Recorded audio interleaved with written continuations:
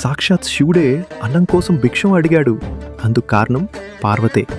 ఒకరోజు పార్వతి శ్రద్ధగా వంట చేసి వడ్డించింది. శివుడు అన్నాడు, పార్వతి, అన్నం వంట అన్నీ మాయే, ఆత్మకు అన్నం అవసరం లేదు.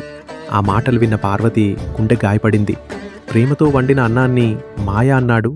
నా శ్రద్ధను గుర్తించలేదు. మాట్లాడకుండా అదృశ్యమైంది. పార్వతి వెళ్ళిన వెంటనే చెట్లు పండ్లు ఇవ్వడం ఆపాయి. పొలాల్లో పంటలు పండలేదు. దేవతలు మనుషులు ఆకలితో అలమించారు. సాక్షాత్ శివుడికే ఆకలి వేసింది. అప్పుడు అర్థమైంది, అన్నం మాయ కాదు, అన్నమే జీవితం. పార్వతి కాశీలో అన్నపూర్ణాదేవిగా అందరికీ అన్నం పెడుతున్నదని తెలిసింది. శివుడు అహంకారం వదిలి చేతిలో పాత్ర పట్టుకుని కాశీకి వెళ్ళాడు. అమ్మా, నాకు అన్నం పెట్టు అని అడిగాడు. పార్వతి కళ్ళు నీళ్లతో నిండాయి. చిరునవ్వుతో అన్నం వడ్డించింది. శివుడు అన్నాడు, శక్తి లేకుండా శివుడు శవమే. వంట చేసే ప్రతి అమ్మ అన్నపూర్ణే. ఆ చేతులకు నమస్కరించండి. కమెంట్లో జై అన్నపూర్ణ అని టైప్ చేయండి. సబ్స్క్రైబ్ చేయండి.